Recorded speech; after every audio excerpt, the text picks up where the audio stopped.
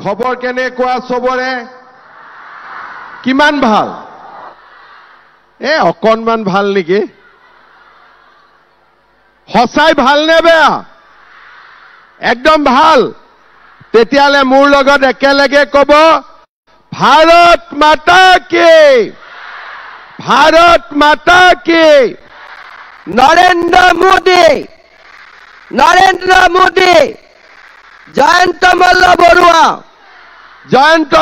বৰুৱা বহুত ধুনীয়া আজিৰ সভাত আমাৰ মাজত উপস্থিত অসম চৰকাৰৰ সন্মানীয় মন্ত্ৰী ৰঞ্জিত দাস ডাঙৰীয়া কৃষি বিভাগৰ মন্ত্ৰী আৰু নলবাৰী জিলাৰ অভিভাৱক মন্ত্ৰী শ্ৰী অতুল বৰা ডাঙৰীয়া অসম চৰকাৰৰ আমাৰ জনস্বাস্থ্য কাৰিকৰী নগৰ উন্নয়ন বিভাগৰ মন্ত্ৰী নলবাৰী সমষ্টিৰ বিধায়ক জয়ন্ত মল্ল বৰুৱা ডাঙৰীয়া পঞ্চায়ত আৰু গ্ৰামোন্নয়ন বিভাগৰ অতিৰিক্ত মুখ্য সচিব কল্যাণ চক্ৰৱৰ্তী ডাঙৰীয়া ASRLMৰ মিছন ডিৰেক্টৰ কুন্তলমণি শৰ্মা বৰদলৈ নলবাৰী জিলাৰ আয়ুক্ত নিবেদন দাস পাটোৱাৰী ডাঙৰীয়া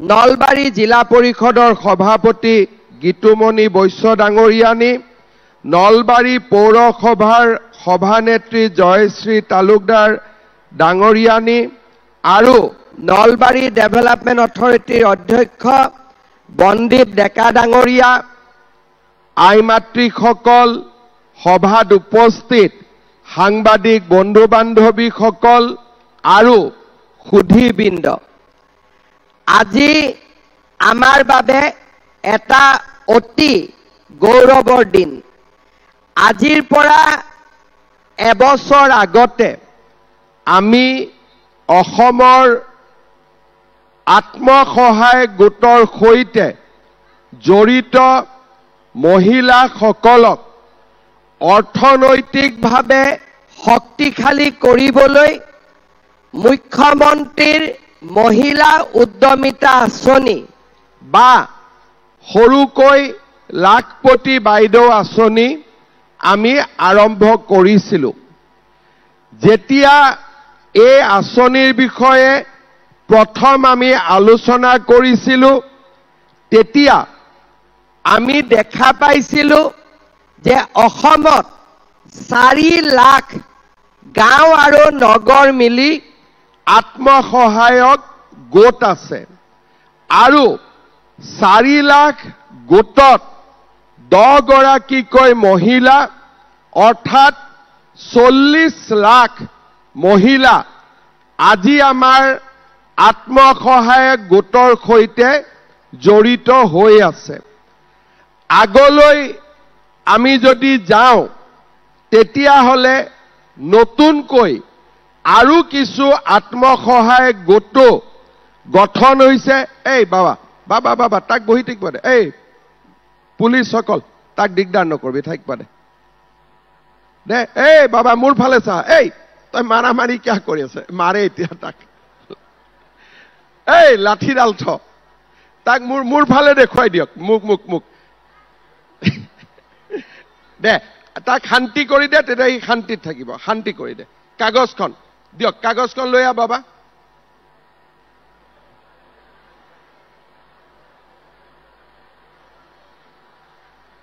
তাৰো ঘৰত অশান্তি আছে কিবা এটা লাগে সেইকাৰণে আহিছে দে তাৰ পিছত আমি যেতিয়া হিচাপ কৰিলোঁ আমি দেখা পালোঁ যে 40 লাখ মহিলা আমাৰ আত্মসহায়ক গোটৰ সৈতে জড়িত হৈ আছে তেতিয়া আমি প্ৰথমতে হিচাপ কৰিলোঁ যে আমি মহিলাসকলক কেনেকৈ আগুৱাই লৈ যাম আমি যেতিয়া সকলোৱে আলোচনা কৰিলোঁ তেতিয়া আমাৰ মনত এনেকৈ এখন আঁচনিৰ কথা মনলৈ আহিলে যে গোটত টকাটো দিয়াৰ পৰিৱৰ্তে কাৰণ গোটৰ ভিত্তিত আমি বেংকৰ পৰা লোন ল'ব পাৰোঁ, কিন্তু আমি এইবাৰ গোটত পইচাটো নিদি আমি গোটৰ সদস্যসকলক ব্যক্তিগতভাৱে তেওঁলোকৰ বেংক একাউণ্টত আমি দিব পাৰোঁ নেকি। আমি হিচাপ কৰি চালোঁ 40 লাখ মহিলাক যদি আমি 10,000 টকাকৈ দিব লাগে, আমাক প্ৰথমতে 4,000 কোটি টকা লাগিব। আৰু পিছলৈ আমি যদি মহিলাসকলক আৰু 25,000 টকা দিব লাগে, তেতিয়াহ'লে পিছৰবাৰ আমাক প্ৰায় 10,000 কোটি টকা লাগিব। আৰু যদি আগলৈ গৈ মহিলাসকলক আমি আৰু সহায় কৰিব লাগে, 50,000 টকালৈকে লৈ যাব লাগে, তেতিয়াহ'লে আমাক 20,000 কোটি টকা লাগিব। আমি চিন্তা কৰিলোঁ যে আমাৰ দৰে এখন দুখীয়া ৰাজ্যত আমি 4,000 প্ৰথমতে, পিছত 10,000, তাৰ পিছত আৰু 20,000 ইমান টকা আমি যোগাৰ কৰিব পাৰিম নেকি। আমি সকলোৱে বহুদিন ধৰি আলোচনা কৰাৰ পিছত আমি সুন্দৰ কৰি এই মহিলা উদ্যমিতা আঁচনিখন আমি ৰচনা কৰিলোঁ। এই আঁচনিখনৰ জৰিয়তে 40 লাখ মহিলাক আমি প্ৰথম বছৰ 10,000 টকা আমি বিনামূলীয়াকৈ, বেংকৰ লগত কোনো সম্পৰ্ক নাই, আমি তেওঁলোকক একোখন চেক দিম আৰু 10,000 টকা তেওঁলোকে চৰকাৰৰ পৰা বিনামূলীয়াকৈ পাব। ইয়াৰ পিছত এই 10,000 টকা দি আমি কি কৰিম? আমি এটা গোটত আছোঁ। যদি 10 গৰাকী মহিলাই নিজৰ 10,000 টকা গোটলৈকে লৈ যায়, তেতিয়াহ'লে গোটত 1 লাখ টকা হ'ব। আৰু 1 লাখ টকা ডাঙৰ টকা। যদি একেলগে আমি গোটটোক শক্তিশালী কৰোঁ, 1 লাখ টকা যদি আমি গোটটোত ব্যৱহাৰ কৰোঁ, বেংকে আমাক আৰু লোন দিব গোটটোক। কাৰণ যিকোনো গোটৰ যদি 1 লাখ টকা বেংকত দেখা পায়, তেতিয়াহ'লে সেই গ্ৰুপটোক বেংকে আৰু বেছি লোন দিব আগবাঢ়ি আহিবই, তাত কোনো সন্দেহ নাই। 1 লাখ টকা লৈ গোটটোৱে আমি নিজাকৈ বিভিন্ন ব্যৱসায়ো কৰিব পাৰোঁ। আৰু যদি কোনোবা মহিলাই ভাবে যে নহয়, মই গোটটোক টকা নিদিওঁ, আমি গোটত এই টকাটো নিদিওঁ কাৰণ গোটটো আমাৰ চলি আছে, এই 10,000 টকা দি আমি নিজৰ কিবা নহয় কিবা ব্যৱসায় কৰিম। গৰু থাকিব, ছাগলী থাকিব, কিবা আমি ব্যৱসায় কৰিম, তাঁত শিল্প থাকিব। তৃতীয়, মই আৰু এটা কথা কৈছোঁ যে আমাৰ ঘৰখন স্বামী আৰু পত্নীৰ মাজত চলে। আমি দুজন নহয়, দুজন মিলি আমি এজন। এইটোৱে আমাৰ পৰিয়ালৰ ধাৰণা। হিন্দু মানুহে পৰিয়াল বুলি ক'লে এজন বুজে। যদি মহিলাগৰাকীয়ে নিজৰ হাজবেণ্ড বা স্বামীৰ ব্যৱসায়টো যদি এই টকাটো খটায়, ঘৰৰ উৎপাদন বাঢ়িব। কোনোবাৰ হাজবেণ্ডৰ সৰু পাণ তামোলৰ দোকান এখন আছে, এই 10,000 টকাটো যদি দোকানখনত পায়, ঘৰৰে উপাৰ্জন বাঢ়িব। এতিয়া গ্ৰুপত দিব পাৰে, নিজে উপাৰ্জন কৰিব পাৰে, বা আপোনালোকে ঘৰৰ ব্যৱসায়, মই স্বামীৰ ব্যৱসায় বুলি কোৱা নাই, ঘৰৰ ব্যৱসায়টো এই পুঁজিটো আপোনালোকে দিব পাৰে। ইয়াৰ পিছত আজি কি তাৰিখ হ'ল? আজি হ'ল আমাৰ 22 আগষ্ট। অহা বছৰ আমাৰ অফিচাৰসকল আপোনালোকৰ ঘৰে ঘৰে যাব, 40,000 পৰিয়ালৰ ঘৰে ঘৰে যাব। আৰু আমি আপোনালোকক এখন কাগজ দিম যে আপোনালোকে এই টকাটো কি কামত ব্যৱহাৰ কৰিলে। বোলে মই মোবাইল কিনি দিলো তেতিয়াহলে আৰু আমি গলো আৰু মোবাইলতে থাকি গলো ঠিক আছে বোলে নহয় এই টকাটো আমি ভাল কামত ব্যৱহাৰ কৰিছো ভাল কামটো কি মই জানিব নোখোজো আপোনালোকে যিটো ভাল কামত ব্যৱহাৰ কৰিব সেইটোৱে ভাল আছে তেতিয়া হলে অহাবাৰ আমি আপোনালোকক এটা বেলেগ কৰি যিসকলে 10,000 টকা ভালকৈ ব্যৱহাৰ কৰিলে তেওঁলোকক আমি 25,000 টকা কৈ দিম 25,000 টকা এই 25,000 টকাৰ 15,000 চৰকাৰে দিব 10,000 টকা বেংকে দিব তাৰ পিছত আকৌ আমি চাম যে এই 25,000 টকা আপোনালোকে কেনেকে ব্যৱহাৰ কৰিলে যদি এই 10,000 আৰু 25,000 দুইটা টকা যদি আপোনালোকে ভাল কৰি ব্যৱহাৰ কৰে অহাবাৰ আমি আপোনালোকক বেংকৰ পৰা 50,000 টকা আপোনালোকক আমি ঋণ দিম সুদ আমি দিম আৰু 50,000 টকাৰ 25% আমি সাবসিডি হিচাপে বেংকক দিম তাৰ মানে এই আঁচনিখন এদিনীয়া আঁচনি নহয় আজি যি মহিলাক আজি আমি ইয়াত মাতি আনিছো এই মহিলাসকলক আমি তিনিবাৰ আজি এবাৰ মাতিছো অহা বছৰ আমি আকৌ মাতিম তাৰ পিছত আকৌ মাতিম মোৰ উদ্দেশ্য হল 10,000 25,000 আৰু 50,000 85,000 টকা আপোনালোকৰ হাতত চৰকাৰৰ পৰা পোৱাৰ আমি ব্যৱস্থা কৰি দিম এতিয়া আমাৰ বহুত মানুহ আছে যোনে কব কৈছে দিব নেকি চৰকাৰে কলে দিব না আজিৰ 1 বছৰ কংগ্ৰেছৰ মানুহবিলাকে কি মাথা মাৰি আছিলে তহঁতক নিদিয়ে হিমন্ত বিশ্ব শৰ্মাই ঠগালে কৈ আছিলে না নাই আছিল না নাই কি কৈছিল কংগ্ৰেছ বিলাকে যে আমি মহিলাসকলক টকাটো নিদিও আমি তেওঁলোকক ঠগালো সেই কাৰণে আজি নলবাৰীৰ কংগ্ৰেছ বিলাকে এদিনৰ বাবেও লুকাই থাকিব লাগে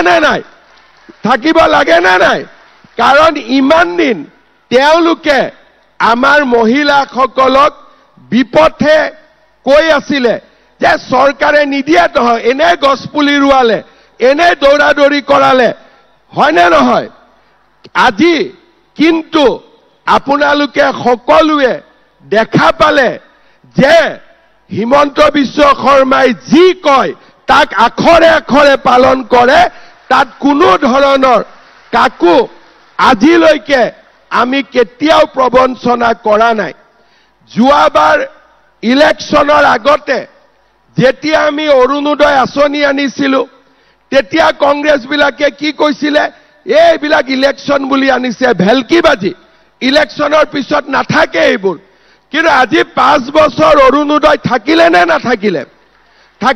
নাথাকিলে যোৱাবাৰ ছোৱালীবিলাকক আমি নিযুত মইনা দিলো বোলে নহয় ইলেকশ্যন বুলি দিছে অহাবাৰ বন্ধ হৈ যাব আকৌ এইবাৰ আমি ছোৱালীবিলাকক আকৌ ফৰ্ম দিছো নে নাই দিয়া তাৰ মানে আমাৰ চৰকাৰে আজিলৈকে আমি যি কথা কৈছো তাৰ পৰা আমি আঁতৰি অহা নাই যিসকল আই মাতৃয়ে সুন্দৰভাৱে টকাটো ব্যৱহাৰ কৰিব মই আজি আপোনালোকক কথা দিছো এই জায়গাটো হল মোৰ নিজৰ বাবাৰ জন্মভূমি ইয়াতে মই কথা দিছো আপোনালোকক আমি আৰু 25,000 টকা দিম আৰু 25,000 টকা দিম মাত্ৰ এই টকাটো পাবৰ কাৰণে আপোনালোকে মোক সহযোগিতা কৰিব লাগিব মোবাইল কিনি দিলে মই সহায় কৰিব নোৱাৰিম হবনে যদি মোবাইল কিনি দিয়ে তেতিয়াতো মই একো কৰিব নোৱাৰিম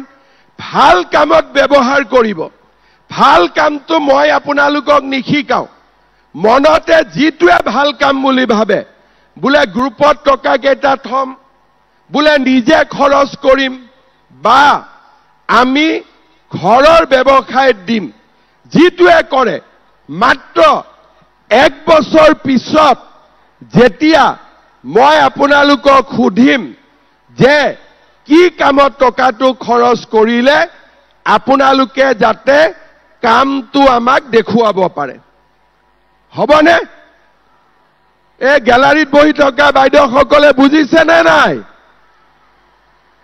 বুজিছে দিয়ক বুজিছে যদি তাৰ পৰা এটা হাত চাপৰি বজাওক তেতিয়া মই বুজিম বঢ়িয়া এইফালে থকা আই মাতৃসকল বুজিছে নে নাই ভাল কৰি বুজিছে এই দূৰত থকা বাইদেউসকল বুজিছে নে নাই ভাল কৰি বুজিছে সেই কাৰণে আজি আমি নলবাৰীৰ পৰা এই কাৰ্যসূচী আৰম্ভ কৰিলো বিহালীত আমি 3 মাহ আগতে এই পইচা দিছিলো আমি যেতিয়া বিহালীত অনুসন্ধান কৰিছো ম্যাক্সিমাম মহিলাই টকাটো ভাল কামত ব্যৱহাৰ কৰিছে তাৰ মানে তেওঁলোকে 25,000ৰ ফালে গৈ আছে নলবাৰীটো মোৰ বিশ্বাস আছে যে আপোনালোকে এই টকাটো ভাল কৰি ব্যৱহাৰ কৰিব আৰু আজি ইমান ধুনীয়াকৈ আপোনালোকক মাতি আনি ইমান মৰম কৰি সিলেকশনৰ পৰা আৰম্ভ কৰি ফৰ্ম ফিলআপৰ পৰা এই গোটেই কামখিনি নলবাৰীত ধুনীয়াকৈ কোনে কৰি দিলে আমাৰ মন্ত্ৰী জয়ন্ত মল্ল বৰুৱা ডাঙৰীয়াই কৰি দিলে সেই কাৰণে এই যে আপোনালোকক আগবঢ়াই আনিছে ইমান ধুনীয়াকৈ মিটিং পাতিছে কাউন্টাৰ খুলিছে ধুনীয়াকৈ চেক দিব এই গোটেইখিনি কাৰ কাৰণে হৈছে জয়ন্ত মল্ল বৰুৱাৰ কাৰণে হৈছে সেই কাৰণে ইলেকশনত জয়ন্ত মল্ল বৰুৱাক একদম ডাবল ভোট দি দিব দিবনে নিদিব দিবনে নিদিব বঢ়িয়া এতিয়া ৰাইজক মই এটাই অনুৰোধ কৰিম বহুত দীঘলকৈ আজি ভাষণ দিয়াৰ প্ৰয়োজন নাই সকলোকে ভাষণ দিব মই আৰু সুবিধা পাম এটা মোৰ অনুৰোধ 70টা কাউন্টাৰ বনাইছে মহিলা হল 40,000 70 পূৰণ 500 যেনে তেনে 35,000 মহিলা হ'ব আমি মিটিং কৰি যোৱাৰ পিছতো চেকখনত লাইন লৈ লওঁতে 3, 4, 5টা বাজি যাব সেই কাৰণে মই দীঘল কৰি কথা আজি নকওঁ কাৰণ আপোনালোকৰ কষ্টও আছে খালি সবৰে নামত চেক আছে গতিকে তাতে দৌৰাদৌৰি কোনেও নকৰিব হ'ব ইয়াত যিমান মহিলা আছে কেইগৰাকীমান বাইদেৱে নাই পোৱা বুলি কৈ আছে তেওঁলোকৰো মই কথা শুনিম যিসকলে জেনুইনলি নোপোৱাকৈ আছে চৰকাৰী কামত কেতিয়াবা কাগজ পত্ৰত কোনোবা বাদ পৰি যায় তেওঁলোককো আমি চাম কোনো সমস্যা নাই কিন্তু আজি যিসকলে চিঠি পাইছে তেওঁলোকৰ নামত চেক আছে সেই কাৰণে আপোনালোকে দৌৰাদৌৰি নকৰিব সবেই যদি একেলগে ইফালে গুচি যায় তেতিয়াহলে আকৌ নতুন আৰম্ভ হ'ব যে স্টাম্পেড হ'ব ঠেলাঠেলি হ'ব হস্পিটাল হ'ব আকৌ এটা নতুন ভেজাল এটা আৰম্ভ হ'ব সেই কাৰণে জনগণ মন গোৱাৰ পিছতো ধুনীয়াকৈ আপোনালোক বহি থাকি এটা এটাকৈ গাঁও পঞ্চায়তৰ নাম লিখা আছে বা গ্ৰুপৰ নাম লিখা আছে সুন্দৰ কৰি আপোনালোকে চেকখন পাব আৰু যদি কোনবা ৰৈ যায় জয়ন্ত মল্ল বৰুৱাই আপোনালোকৰ ঘৰত হলেও দি থৈ আহিব ঠিক আছে সেই কাৰণে কোনো দৌৰাদৌৰি নকৰিব সুন্দৰ কৰি এই চেকখন আপোনালোকে ল'ব এতিয়া আপোনালোকে এটা কথা কওক আজি 10,000 টকাটো পালে আৰু ভাল কাম কৰিলে 25,000 পাম বুলি কাৰ মনত বিশ্বাস আছে মোৰ ওপৰত কিমানৰ বিশ্বাস আছে সবৰে বিশ্বাস আছে কংগ্ৰেছী বিলাকে ক'ব কিন্তু যে এনেই কৈছে নাপাব বুলি কংগ্ৰেছক বিশ্বাস কৰিব নে মোক বিশ্বাস কৰিব কাক বিশ্বাস কৰিব পাক্কা ধুনীয়া তেতিয়াহলে মোৰ এটাই অনুৰোধ যে এই 10,000 টকা আপোনালোকে ভাল কামত ব্যৱহাৰ কৰিব, যাতে এই জায়গাত আহি মই আকৌ আপোনালোকক 25,000 টকা দিব পাৰো। হ'ব? একদম আকৌ এবাৰ মই আমাৰ Assam state rural livelihood mission জীৱিকা সখী বাইদেউসকলক মই ধন্যবাদ জনাইছো আমাক সহযোগিতা কৰাৰ কাৰণে। আজি আমাৰ PNRDৰ মন্ত্ৰী ৰঞ্জিত দাস ডাঙৰীয়া ইয়াত উপস্থিত আছে, তেখেতকো মই ধন্যবাদ জনাইছো। কল্যাণ চক্ৰৱৰ্তী ডাঙৰীয়া আমাৰ কমিশনাৰ, তেখেতক ধন্যবাদ জনাইছো। ইমান সুন্দৰ কৰি এই আঁচনিখন এই পৰ্যায়লৈ লৈ অহাৰ বাবে। আৰু আমাৰ নলবাৰীৰ সন্মানীয় মন্ত্ৰী, নলবাৰীৰ অভিভাৱক মন্ত্ৰী অতুল বৰা ডাঙৰীয়াকো মই ধন্যবাদ জনাইছো। দীঘলীয়াকৈ মই নকওঁ, কাৰণ আজি আমি বেলেগ এটা উদ্দেশ্যত আহিছো। আপোনালোক ভালে থাকক, আৰু যেতিয়াই আপোনালোকে সুবিধা পায় আমাক আশীৰ্বাদ দি থাকিব, যাতে আমি আপোনালোকৰ কাৰণে সদায় এনেকে ভাল কামবিলাক কৰি থাকিব পাৰো। হ'ব? আশীৰ্বাদ দিবনে নাই? দিব? সকলোৱে দিব? গ্যালাৰীত দিবনে নাই? দিব? এইফালে গ্যালাৰীত দিবনে নাই? এইফালে দিবনে নাই আশীৰ্বাদ? এইফালে আশীৰ্বাদ দিবনে নাই? বহুত ধুনীয়া। সকলোকে ধন্যবাদ জনালো। এই গোটেই কামবিলাক আমি ভাৰতৰ প্ৰধানমন্ত্ৰী নৰেন্দ্ৰ মোদী ডাঙৰীয়াই অসমক কৰা সহায়ৰ বাবে কৰিব পাৰিছো। মই তেখেতকো ধন্যবাদ জনাইছো। মোৰ লগত আৰু এবাৰ সকলোৱে সুন্দৰ কৰি ডাঙৰ কৰি দিল্লীত নৰেন্দ্ৰ মোদীয়ে শুনাতকৈ ক'ব, ভাৰত মাতা কি, ভাৰত মাতা কি, নৰেন্দ্ৰ মোদী, নৰেন্দ্ৰ মোদী। বহুত বহুত ধন্যবাদ। জয় হিন্দ, বন্দে মাতৰম। ধন্যবাদ মহাশয়। আপোনাৰ মাৰ্গদৰ্শনত অতি সুচিন্তিত এই পদক্ষেপে নিশ্চিতভাৱে অসমৰ অৰ্থনীতিত সুদূৰ প্ৰসাৰী প্ৰভাৱ পেলাব। শ্ৰদ্ধেয় সুধীবৃন্দ, এতিয়া আমি আগবাঢ়িছো নিৰ্বাচিত উদ্যমী মহিলাসকলক উদ্যমিতা পুঁজি প্ৰদান পৰ্বলৈ। আজি এই মঞ্চতে 13 গৰাকী মহিলাক আনুষ্ঠানিকভাৱে এই পুঁজিৰ বাবদ চেক প্ৰদান কৰা হ'ব। মই মাননীয় মুখ্যমন্ত্ৰী মহোদয়ক এই কাৰ্য সম্পন্ন কৰিবলৈ অনুৰোধ জনাইছো। প্ৰথমে মই সাগৰকুছিৰ মহিলা সজাগতা আত্মসহায়ক গোটৰ শ্ৰীমতী অঞ্জনা শীলক আগবাঢ়ি আহিবলৈ অনুৰোধ জনাইছো।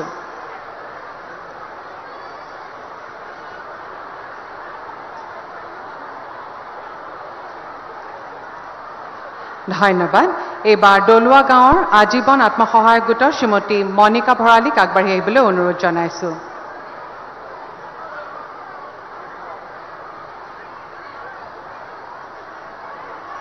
ধন্যবাদ। এইবাৰ কেন্দুকুছিৰ ৰাংঢালী আত্মসহায়ক গোটৰ শ্ৰীমতী প্ৰণীতা পাঠক তালুকদাৰক আগবাঢ়ি আহিবলৈ অনুৰোধ